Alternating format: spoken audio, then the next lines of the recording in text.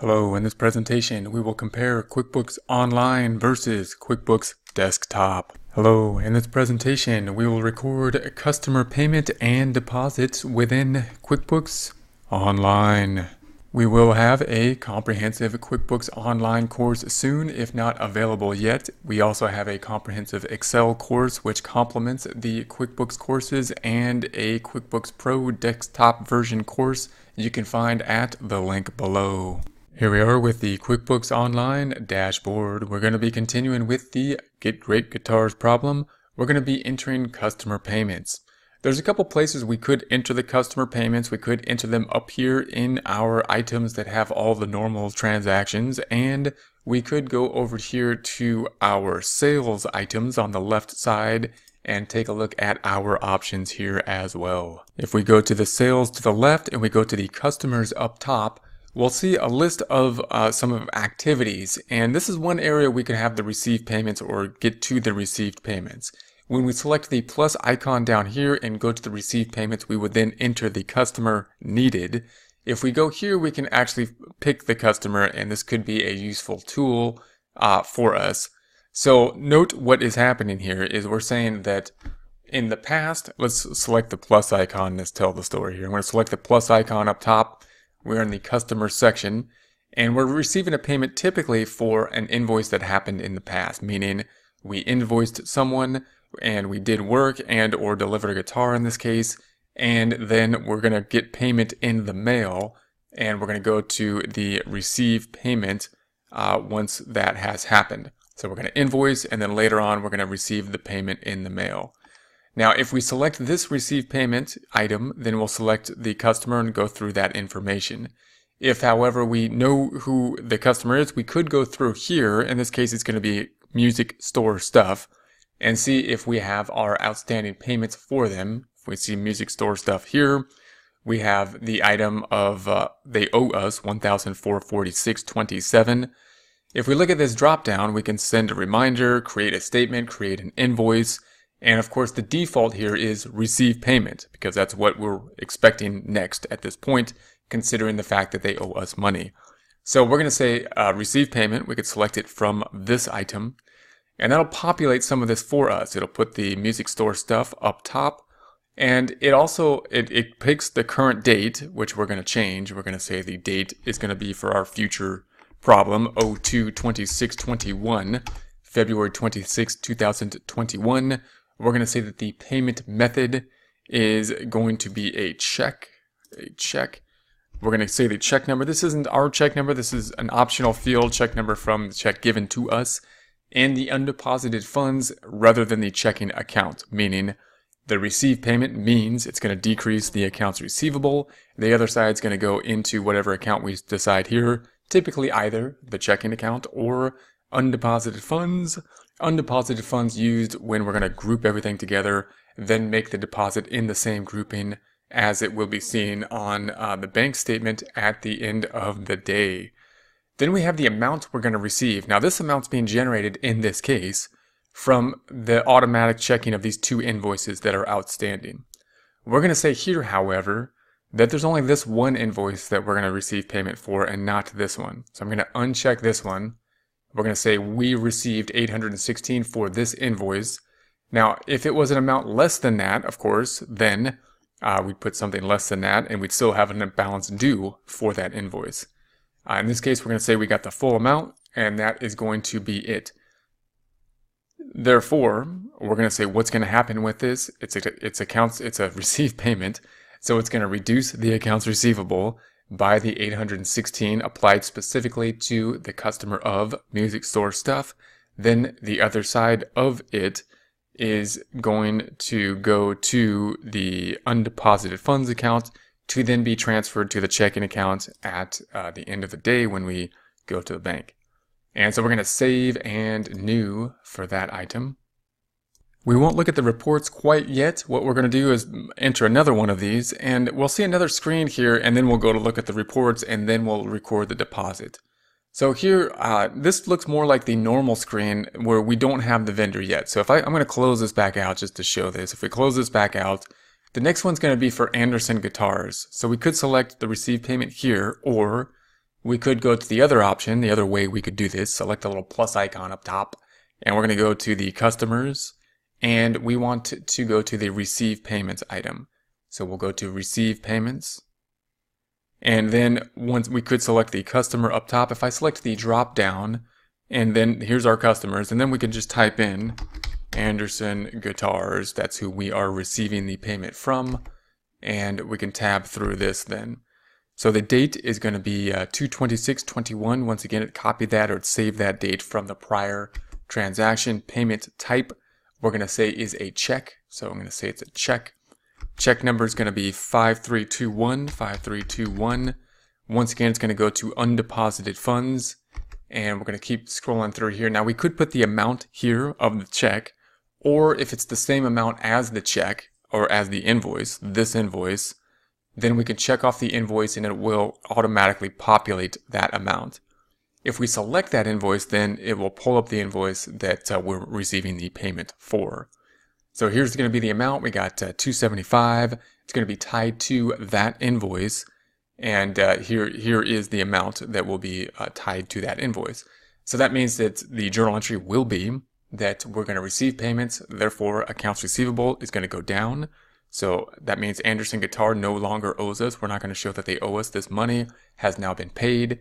The receivable account going down. The other side of that is going to go to undeposited funds. So let's save this and let's check that out on the reports for these two items that we had to receive payments for. Then let's record the deposit. So we're going to say save and new. We're going to close this. We're going to go to the reports on the left side. We're going to go down to the balance sheet.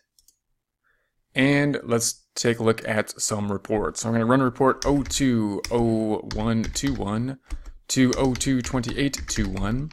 February 1st, 2021 to February 28th, 2021, and run that report.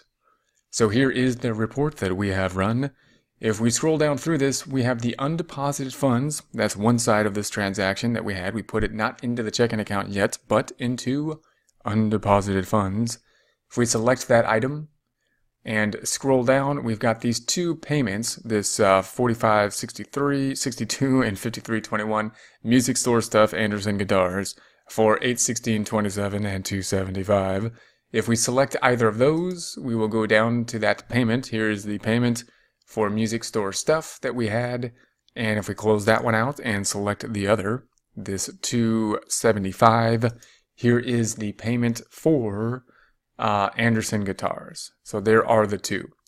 Closing this back out, we can take a look at the other side by scrolling back up, going back to the report summary, and then the other side is going to be in accounts receivable, going down. So here's the accounts receivable. If we select the receivable and scroll down, here we have Anderson Guitars, music store stuff. If we select either of those, we can see it's decreasing the receivable. If we select either of those, we go back to our receive payment. And I'm going to close this back out. We're back to the dashboard up top. So we're on the dashboard on the left side. And next we're going to record the deposit. So we put this money into undeposited funds. So let's take a look at that. We're going to go to reports on the left and then go back to the balance sheet. And we're going to see what's in undeposited funds once again. So I can change the dates to 020121 to 022821, February 1st, 2021 to February 28th, 2021, and run that report. So here is the report. Now note, if we go down to undeposited funds in the accounts the other current assets, we've got 1,641. That represents money that we should have basically on hand. We should have either checks or cash, like in the store, in our cash register, or in our office, that we plan on going to the bank and depositing.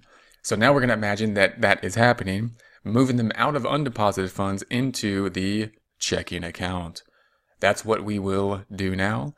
To do that, we're going to select this drop down up top, and we're going to go to the bank deposit.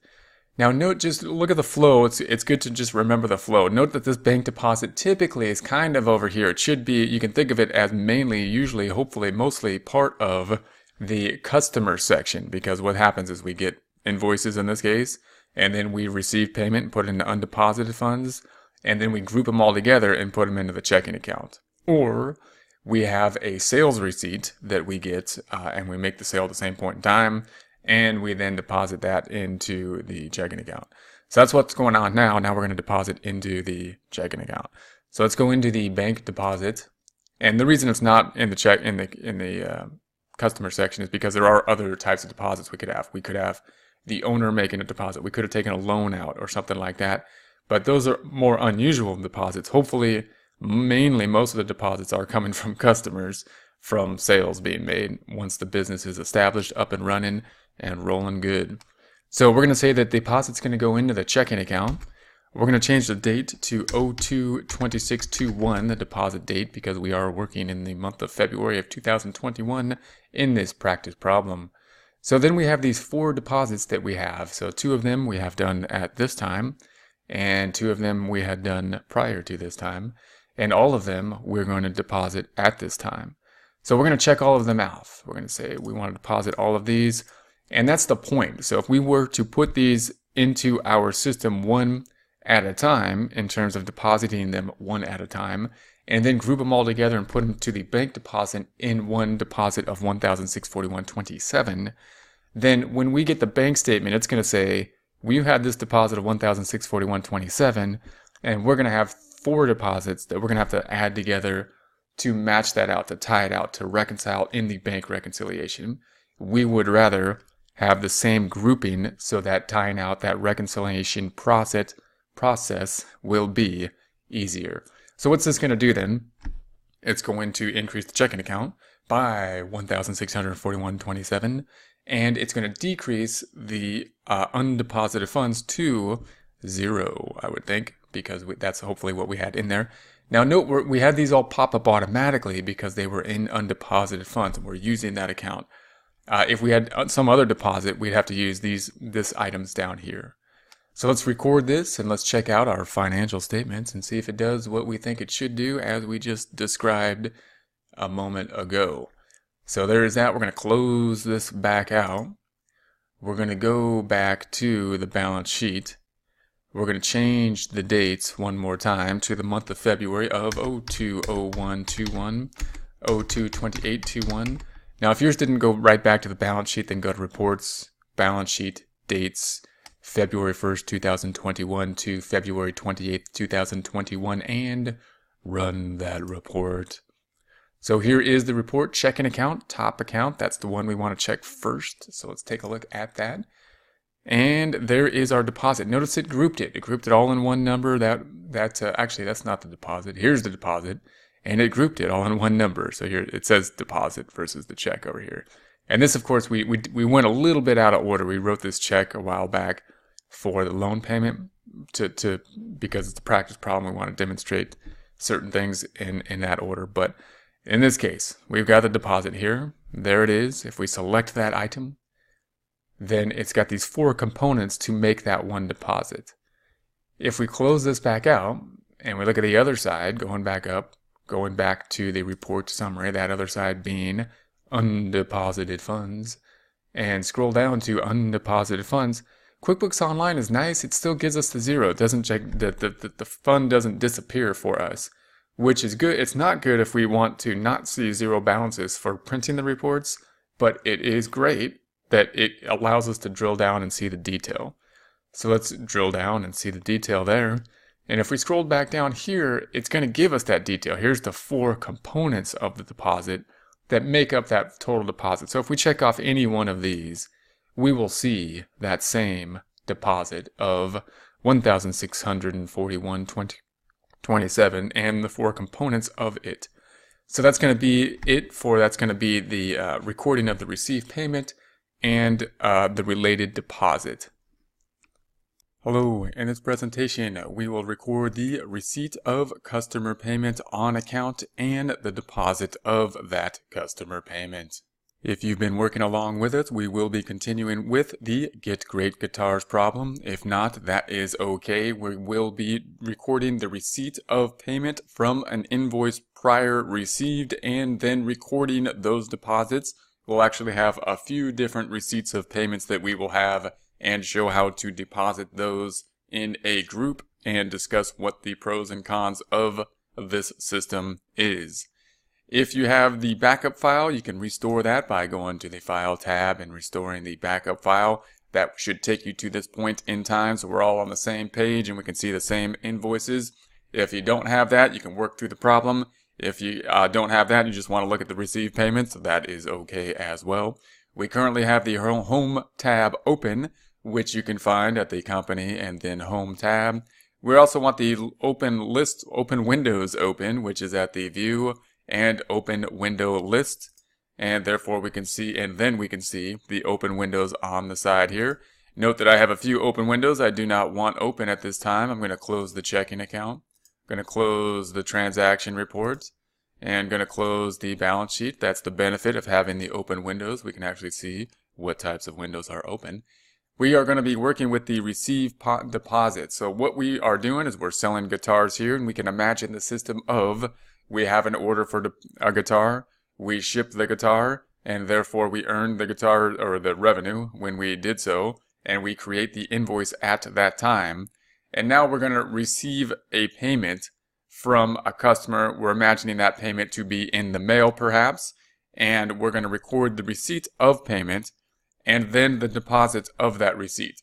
Remember that this middle icon here is a bit unusual in that when we learn normal financial accounting, we don't typically have this middle journal entry. We just have an invoice, meaning we made a sale on account, we increased the amount people owe to us in accounts receivable, and we increased the sales as well as dealing with the cost of goods sold and the inventory going down, but we're focusing on the accounts receivable here.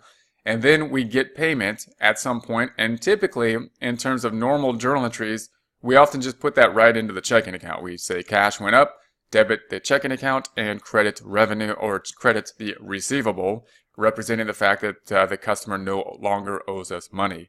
But here we have this middle step, and that's going to be the receive payment. What that will do is put the check or the cash or whatever type of payment we have received not into the checking account, but into an account called undeposited fund. It's a form of cash account, but it's an undeposited fund account. They put it in other current assets, but it's pretty much a cash account.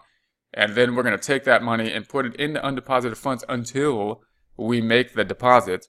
And when we make the deposit, then the goal is for us to make the deposits daily, hopefully as an internal control, and to deposit them in such a way that they will be grouped together so that it will be easiest for us when we make the bank reconciliation, because the bank reconciliation, what will be on our books in terms of the amount of deposit, will tie out to what is on the bank statement in terms of the amount of deposit, and that'll make the bank reconciliation a very crucial internal control much easier to do. So let's do this. We're going to say receive payments. First payment is going to be received from Music Store Stuff. So we're going to go into Music Store Stuff. We could select the drop down or just type in Music Store Stuff and tap through the items here. We have 2 invoices currently out. Now we're going to say that we received payment only on one of this, invoice number 4, and the payment was for $816.27. Therefore, if we just check off that one, we're going to apply it out to that one. It's telling us that we will be putting this dollar amount in the payment amount, and that is what we want. So we're going to say OK. We're going to say it is a check. The date that we have received, we will be working in the future, and 02/26/21 is the date that we will be using. Check number is going to be 4562. That's going to be the check number from the check that we have received, not our check numbers. So it's an informational form, does not need to be refilled out in order to process the customer payment, but more information is useful, so we will put that information there. And then we see that we have the original, we've got the amount due and the payment. Therefore, there's no more amount due on this particular invoice. We have received the full payment. However, we have not received payment on this amount here. When we record this, then the customer payment form will be, it means that we're going to increase undeposited funds unless we change the settings in order to deposit directly into some other account like the checking account. But unless that is the case, the default will be, and we will keep the default, that it will be increasing the undeposited funds Other side going to the accounts receivable, reducing the amount owed to us, in this case by music store stuff. So we're going to record this and then take a look at that using the forms and see what is happening here. So we will save and close. Then we're going to go to the reports up top, and we're going to look at our most common, most familiar reports, that being first, the balance sheet. Changing the balance sheet dates, we're going to go up top to customize reports. And we want to have the dates to be in the future of 01, 01, 212, 12/31/21, looking at the year that we will be working in, and then say OK, and there is our report. Undeposited funds. It didn't go into the checking account, it went into undeposited funds. That's down here. That's the new account. That's the confusing account. That's the account that often people have problems with. And we check on that. If we double click on that, we scroll down, we see that we do have the music store stuff, that $816.27 right there. If we double click on that, we see that we have our customer payment, and that is the data that we have just input. We're going to close this back. We're going to close this back out. Other side of this, what happened? Well, people do not owe us that money anymore, particularly music store stuff doesn't owe us that money, that particular customer. And that is the receivable account then must be going down. If we double click on that, zooming in on that, scrolling down to the payment from music store stuff, other side in the split section, in the split column, going to undeposited funds, we see that same $816.27. Double clicking on that, we see the customer payment once again. If we close this out, one other area we might want to note where this is happening would be up to reports, scrolling down to customers and receivables, and we want to look at the customer balance detail. If we look at the customer balance detail for music store stuff, we see that invoice for $816.27. We see the payment for $816.27. We see the payment for the invoice for $630, and no payment for the invoice $630, and therefore that's still remaining as due from music store stuff. Note that the total of this adds up to, this report, this customer balance detail adds up to $1,402.42. That then should be the same amount on the balance sheet. If it's not, you probably have a date thing going on. It's probably that the two reports are run as of different dates for some reason. Let's go back over and do this one more time and see this process once again with another customer. We're going to go to the open tabs. If you don't have the open tabs open, you go to the view at top and open windows. We're going to scroll to the home tab, and then we're going to receive another payment. It's been a good day for us at the Get Great Guitars. We've got 2 payments here in the mail, so that is good. The next one was from Anderson.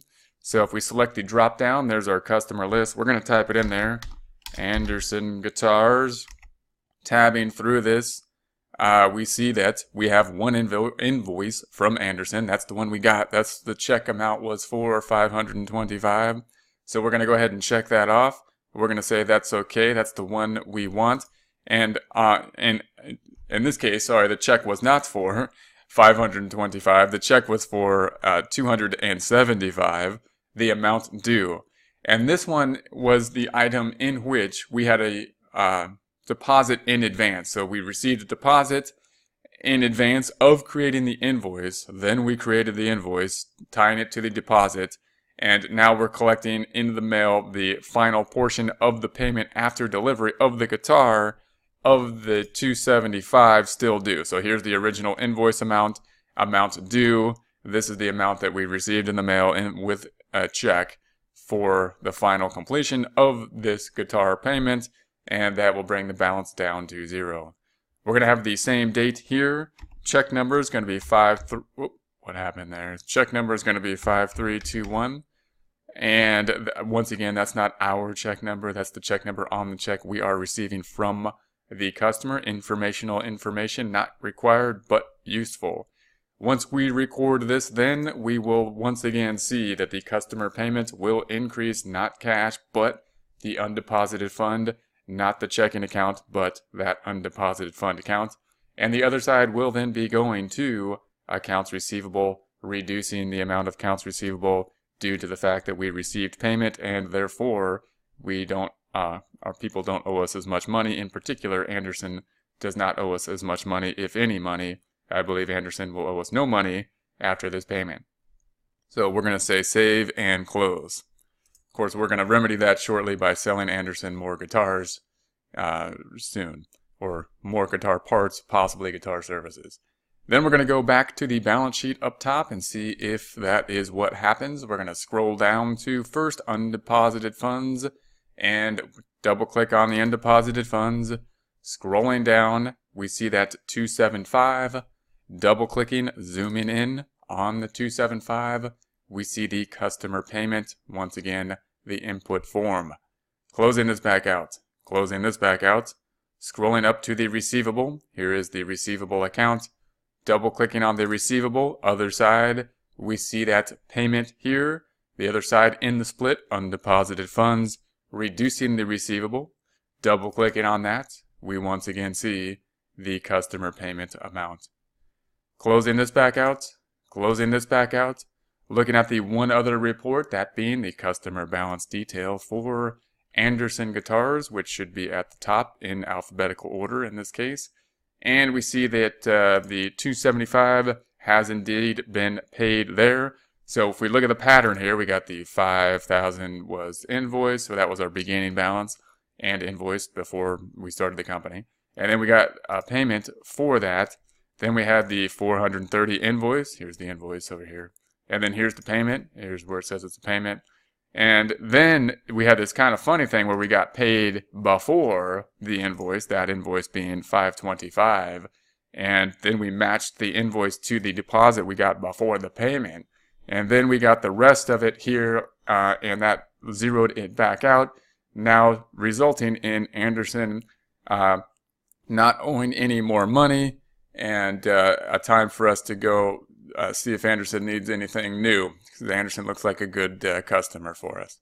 So we're going to go back to the Home tab over here, and then we're going to record the deposit. So we've got a couple checks in the mail. We're going to run to the bank with those, deposit them at the end of the day, as is a good internal control. As we do so, we will group those deposits together, and they will be recorded in our system as well as on the bank statement once we receive the bank statement at the end of the month in the same format, in a grouped format.